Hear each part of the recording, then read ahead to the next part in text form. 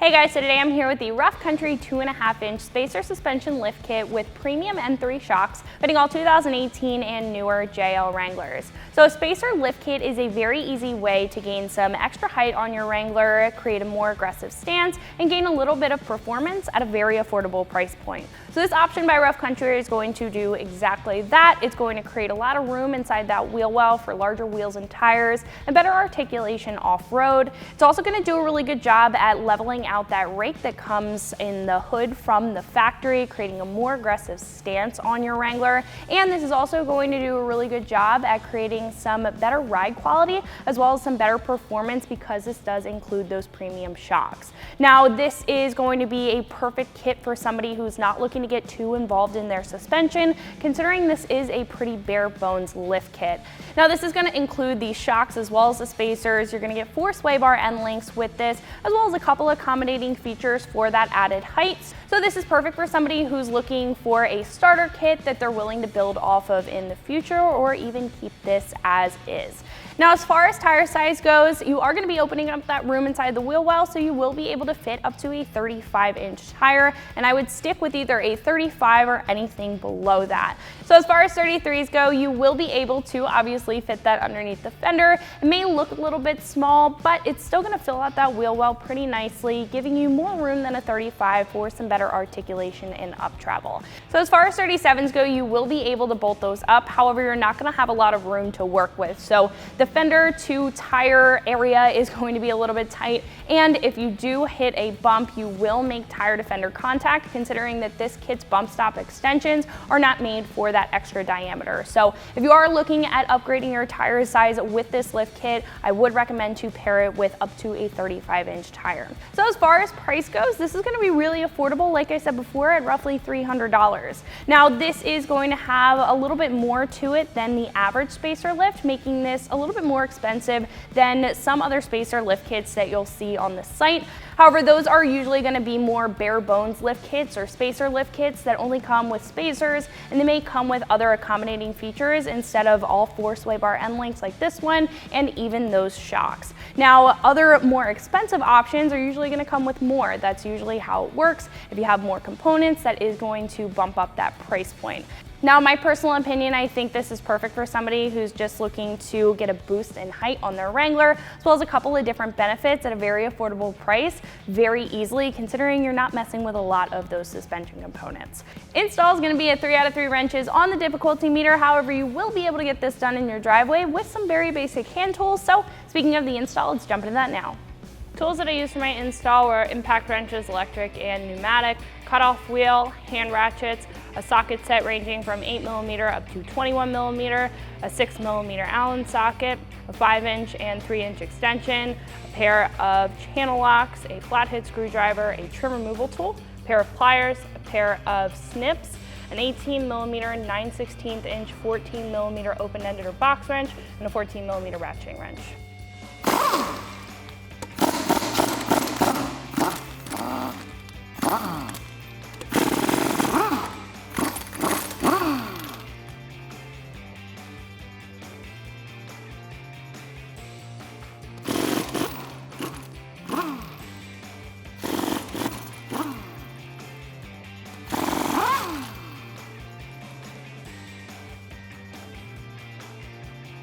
So the first step to this lift kit is to get your Jeep up in the air. Now, we are going to be starting in the front, so I have the Jeep up on a lift. However, if you are on the ground with a jack and jack stands, you want to make sure to jack up the front and chock the rear wheels. Then you can go ahead and take off the front wheels and then support our axle. So after we have all of that done, what we need to do next is take off our sway bar end links. I'm going to be using an 18mm swivel socket in my impact wrench, as well as an 18mm wrench.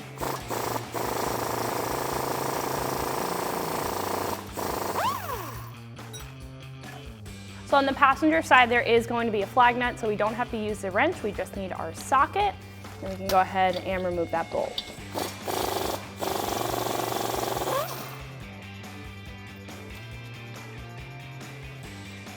And don't forget to grab the flag nut. So since we are replacing our sway bar end links, we do need to fully remove them. I'm going to use a 6mm Allen key to keep the stud still, and an 18mm wrench to take off the nut.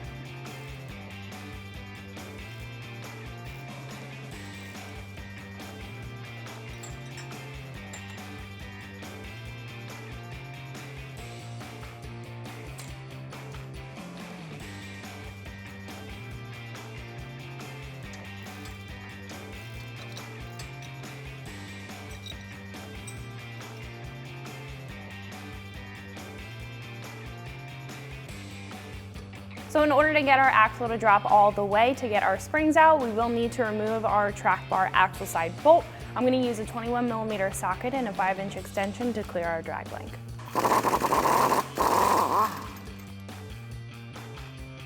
So our next step is to disconnect our shocks. I'm going to start at our bottom bolt here using an 18mm swivel socket and an 18mm wrench.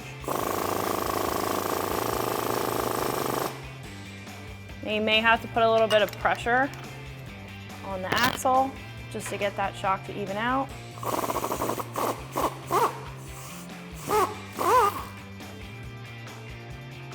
And then we can head up to the top bolt. So our next step is to remove the top bolt on our shock. Now our inner fender liner is kind of in the way, so what I'm going to do is actually grab a small pry bar and just kind of fold this up and out of the way.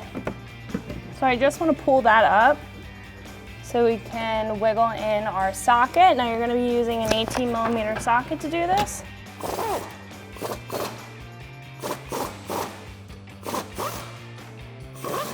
So once the bolt's unthreaded, what we can do is just wiggle it out.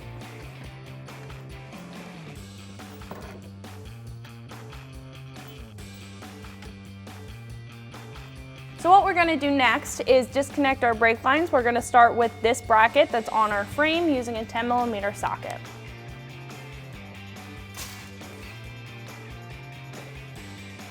Once that bolt is out, we can unhook it from the frame and move down to our control arm brake line bracket. So on our control arm, what we're going to do is take this off with a 15mm socket. And we can unhook this, move that behind the control arm, and then move over to our spring perch bracket. So with a 10mm socket and a 1/4-inch drive ratchet, we can remove that bolt on the side of our spring perch that's holding in that bracket.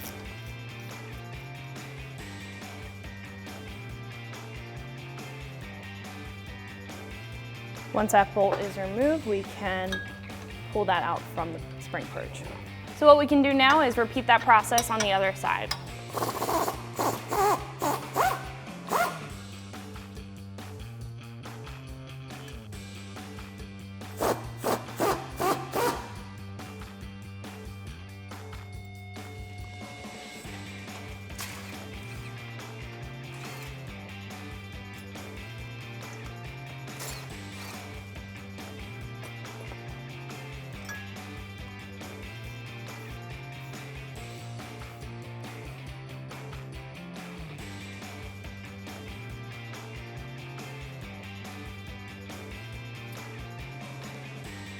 So our next step is to disconnect this wiring harness on the passenger side to just make sure that it is preserved and we're not stretching it out. And then what we can do is take a trim removal tool and remove these clips that are holding it in.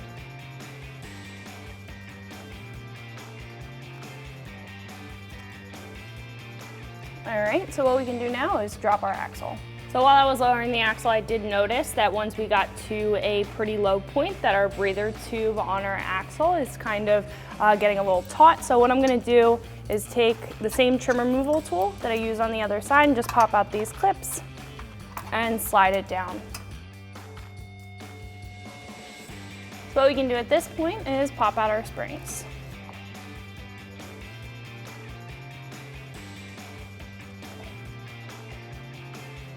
So before we go ahead and install our new Rough Country lift kit, I wanted to tell you guys a little bit more about it and what benefits that you're going to see out of this new lift kit in comparison to your factory setup. Now right off the bat, this is going to serve as a good replacement for any maintenance, but also be a big upgrade in performance. So where you're going to see that 2.5 inches of lift is out of the coil spacer. So we are going to be keeping those factory coils. However, we're going to be adding a 2.5-inch spacer on top, and that's where you're going to be getting your height. Now you are going to be getting a couple of different components that are going to accommodate for that added height, including sway bar end links as well as bump stop extensions. So the sway bar end links are going to be a little bit longer than factory. However, with these new ones, you are getting 2 standard bushings in comparison to your factory ones where you have 1 standard bushing and you also have a stud at the other end. And the stud can wear out and break over time, and with this new Rough Country sway bar end link, you're not going to really have the option to break the stud because you are getting those 2 standard bushing, so it is going to preserve the life of your sway bar end links. Now, the other accommodating factor to this is the fact that you're getting bump stop extensions. So what that's going to do is prevent any tire to fender contact when you do hit a bump.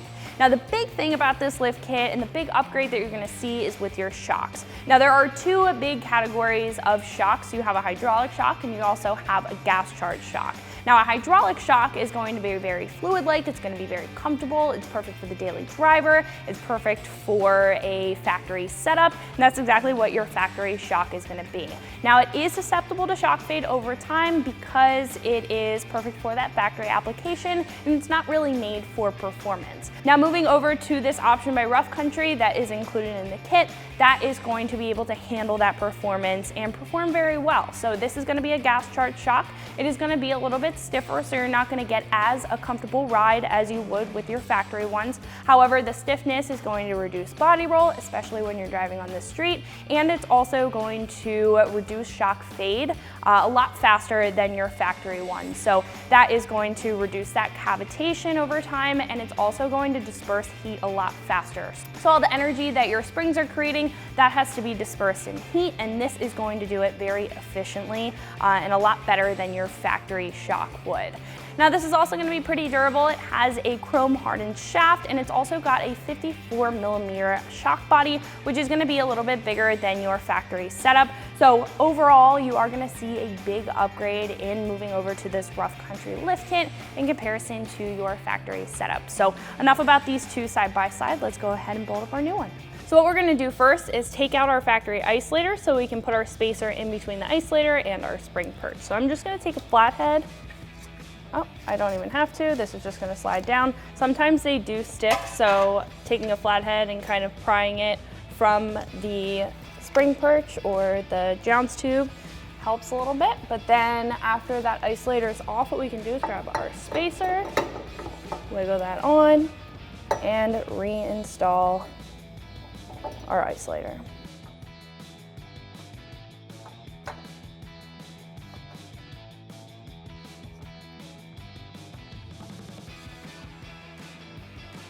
So what we can do now is reinstall our spring, making sure that we have our bump stop spacer inside of our spring, so we can attach that once our spring is on.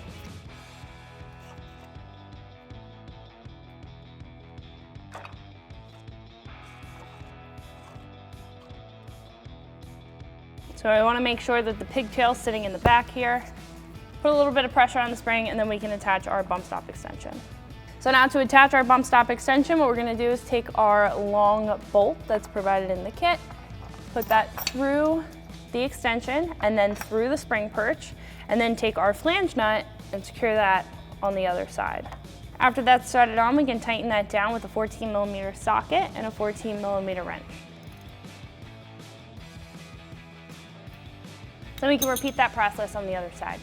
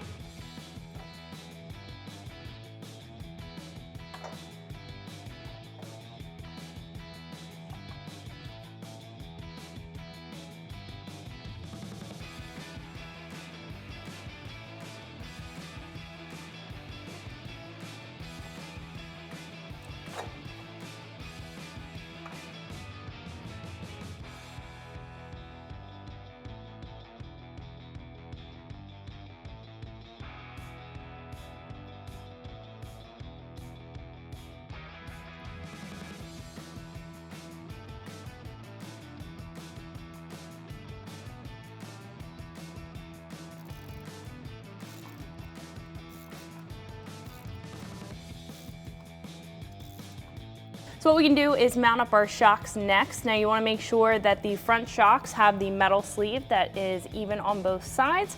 And then we can go ahead and put that into place. Take our factory bolt.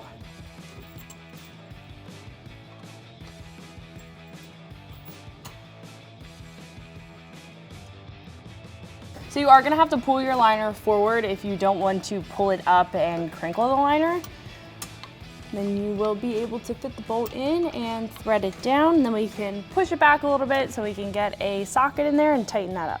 So once we have that bolt threaded in, what we can do is take an 18mm socket, and I'm gonna use a hand ratchet for this just because there's not a lot of room to fit the impact, and we can torque this down later. So I'm gonna use that 18mm socket, wiggle that in there, and just tighten that up.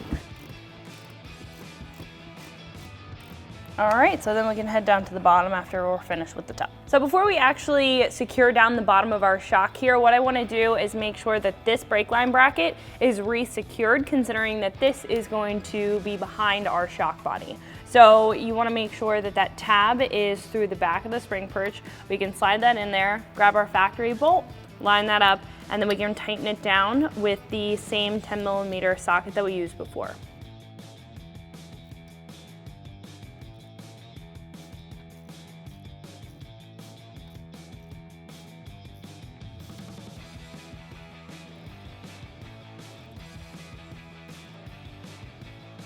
All right, so what we can do next is actually raise our axle on this side so we can line it up to our shock, because this is fully extended right now. So just twist your pole jack or raise your floor jack. Now you want to be careful if you are on a lift, even if you are on jack and jack stands. When you're raising the axle, it can push up on the body of the Jeep and lift it off of where it's sitting on your lift mount points. So you just want to be mindful where that is. So once that's lined up, we can grab our factory bolt, put that back in place, secure down the nut on the other side, and then tighten that up with an 18mm socket and wrench. And then we can move on to reattaching our brake lines on this side, and we can do the same thing on the other side.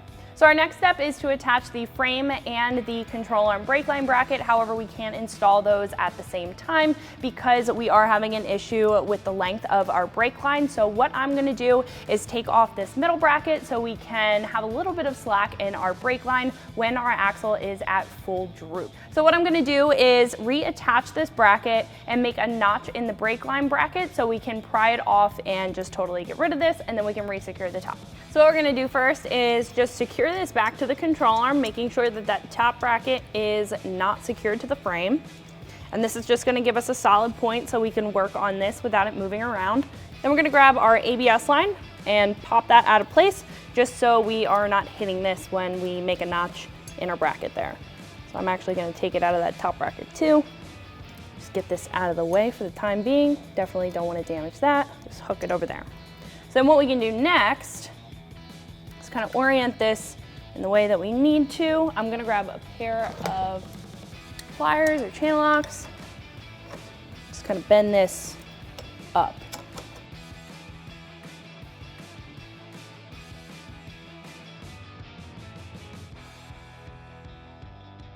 So what I'm gonna do now, after I bend it up so we can access it, I'm gonna make a small notch in the top here. That's going to break down the structural integrity of the bracket so I can peel it off a little bit easier, because this is actually pretty hard to peel off just by itself. So I'm gonna grab a cutoff wheel, my safety glasses, and just make a small notch. Now, if you are gonna be doing this, be very careful of this soft line here. You definitely don't wanna tear it. And if you so happen to tear it, you will need to replace it. So I'm just gonna take the cutoff wheel. We're gonna make a small notch in the top.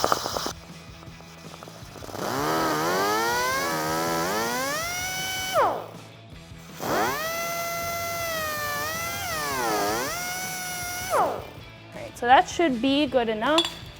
Should have heated up the bracket or heated up the metal. Then we can take a pair of pliers. Now what you want to try to do is hook the bottom of the pliers underneath this lip. So once you have that open enough, what we can do, kind of wiggle that brake line out. We have to open it up a little bit more. You definitely don't want to compromise that brake line. Right, there we go. Then we can unthread this bracket, throw it in the trash. So now we can reattach our frame bracket, hook that in the frame, secure it with our factory bolt, and that's gonna leave a lot of slack down here perfect if you're ever taking your Jeep off-road and your axle goes to full droop. Your brake line is going to be a-okay. We can tighten that up with a 10mm socket and then do the same thing on the other side.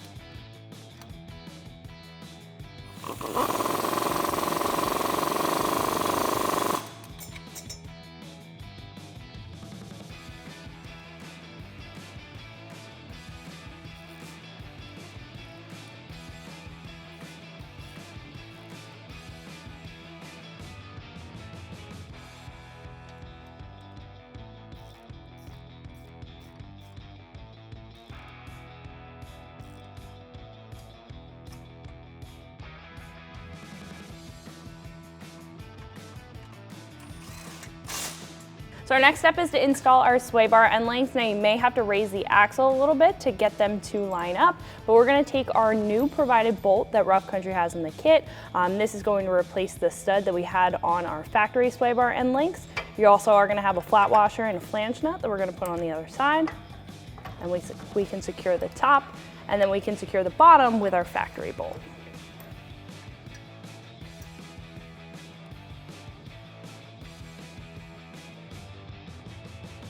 Now we can tighten down our bottom bolt with that 18mm wrench and socket that we used before to take it out. Then we can tighten up the top with a 19mm socket and that 18mm wrench. Then we can repeat that process on the other side.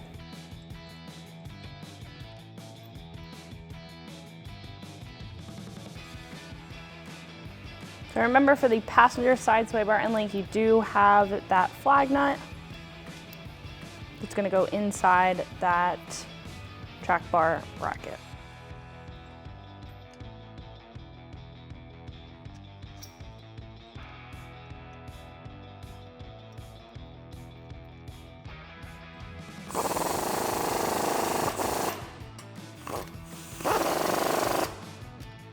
So our last step that we have in the front is to resecure our track bar. However, we do need to do that on the ground so we can line it up properly with our steering wheel. So our next step is to move to the back.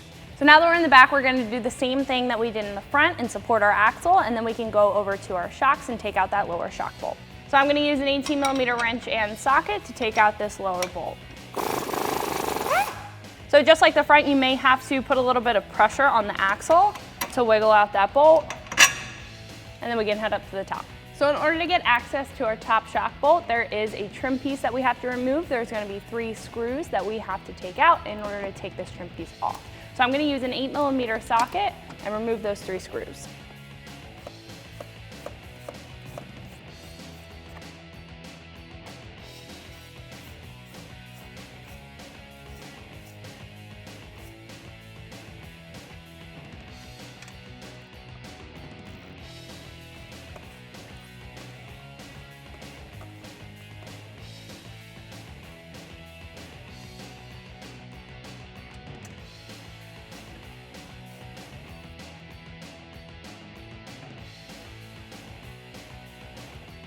So once those are taken out, we can just slide this out of place.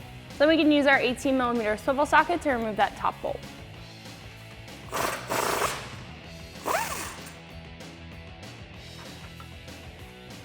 Then we can do the same thing on the other side.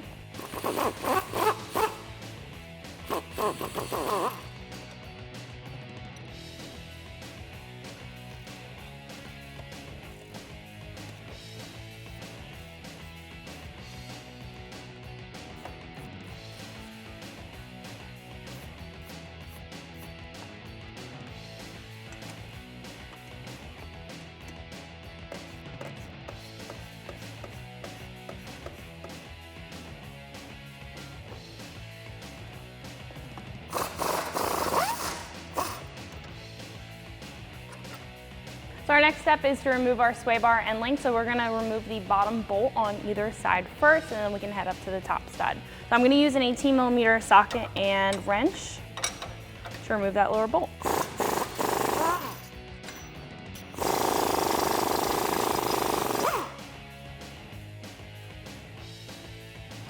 So next step, we can remove the top nut that's on our stud, that's on our sway bar end link. Now you're gonna need that same 6mm Allen socket as well as an 18mm wrench. Go ahead and take that off.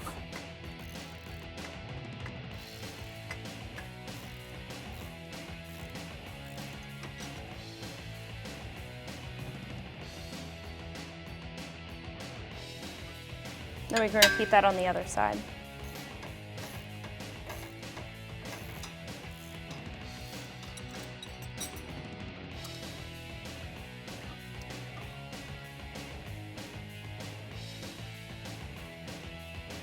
And so our next step is to disconnect our track bar. So I'm going to remove the axle side track bar bolt with a 21mm socket.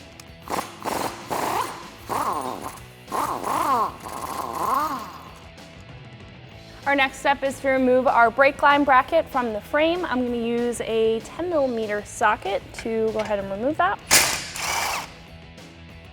I'm just going to unhook that from the frame. We can do the same thing on the other side.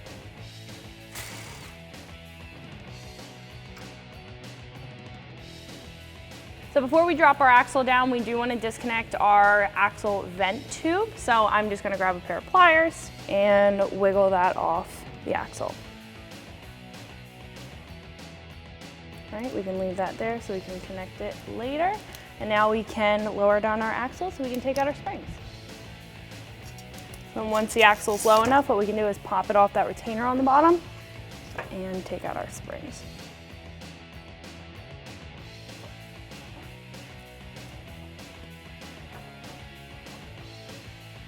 So our next step is to install our spacer. So first we're going to take our washer with the welded nut on the back and put that on top of our spring perch here. So then we can grab our spacer and our provided bolt. Now I have a 19mm shallow socket as well as a small extension here, so I can thread this into the top.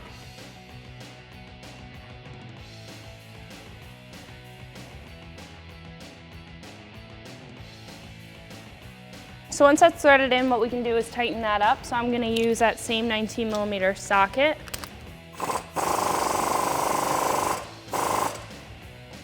Then we can do the same thing on the other side.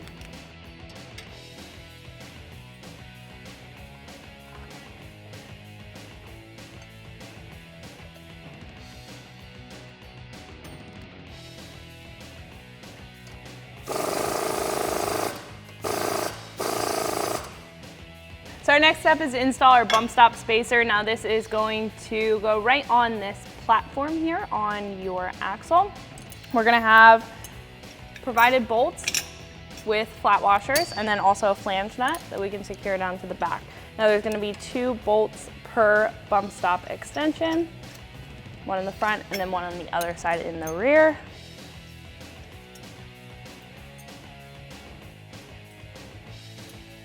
So what we can do then is tighten them up with a 14mm ratcheting wrench up here. You could also use a socket if you can fit it in this space. And then I'm going to use a 9/16 inch wrench to hold the flange nut still.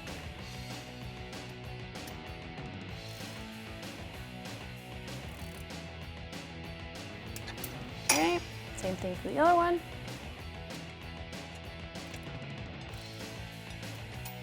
Then we can repeat that on the other side.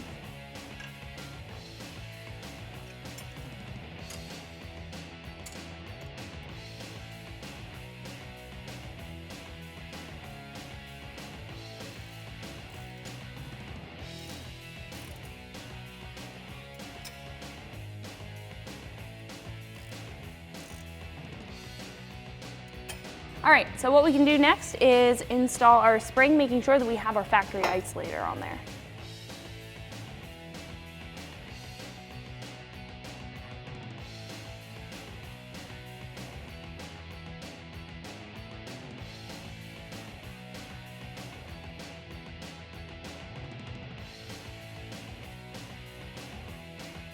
So what we have to do next is cut off the nipple on our isolator here with a pair of side cutters because we want to have the isolator sit flush on our spacer.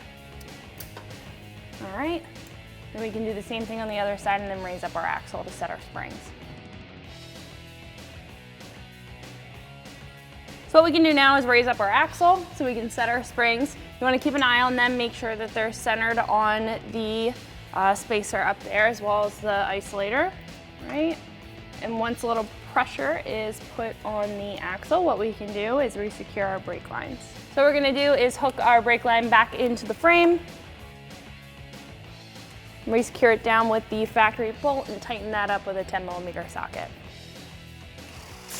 So we can do the same thing on the other side.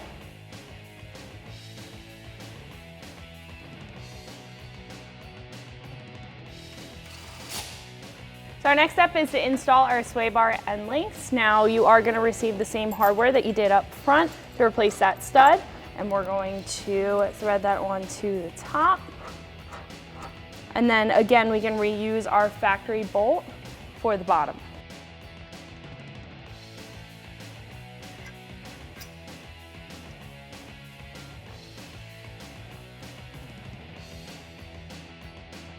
So we can tighten up that bottom bolt with the same 18mm socket and wrench that we used before.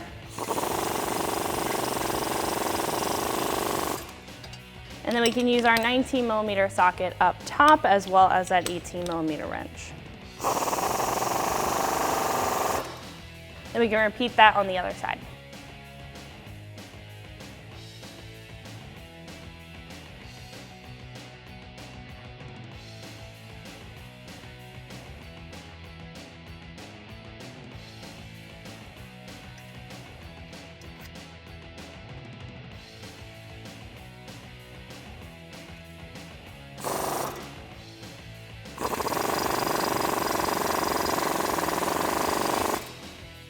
So our next step is to install our new shocks. Now these are going to be the longer shocks in the kit, so I would keep that in mind, and the shorter shocks are going to be up front. So we're going to reinstall that factory hardware. Once that's threaded in, what we can do is tighten that up with the same 18mm socket. And then move to our bottom bolt. So you might have to tinker with the axle height in order to get this lined up. We can reinstall our factory bolt. Then we can tighten that up with the 18mm socket and wrench.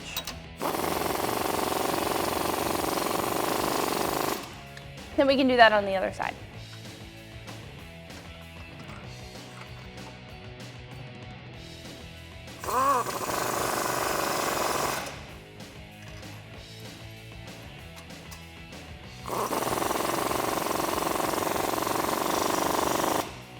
So next we can attach our plastic trim piece. However, before you do that, I would recommend to torque this to the spec. It should be 81 foot-pounds.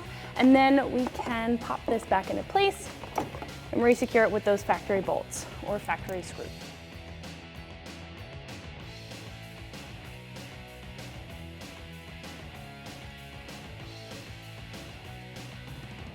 We can tighten those up with an 8mm socket.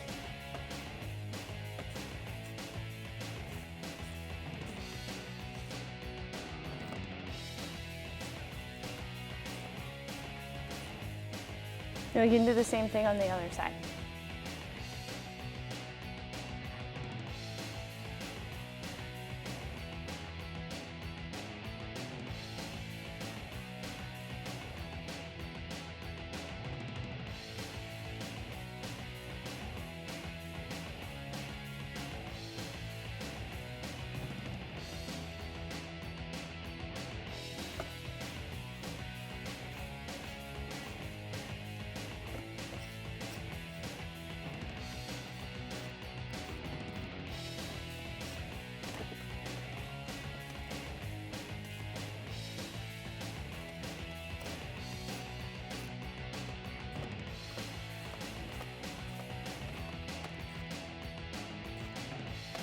So our last step before we put our Jeep down in the ground and resecure our track bars is just to resecure our axle vent tube. So I am going to grab a pair of pliers, pull this down, set it into place, and then release that clamp. Now we can put this on the ground. So now that the Jeep's on the ground, what we can do is reconnect our rear track bar with the factory bolt. So you will need someone, if it's not lining up, to wiggle the back of the Jeep in order to get that to line up.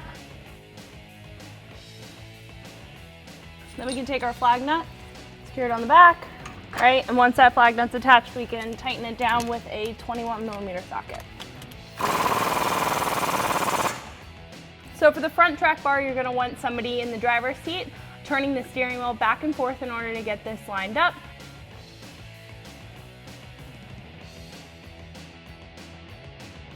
All right, then we can tighten that down with that same 21mm socket.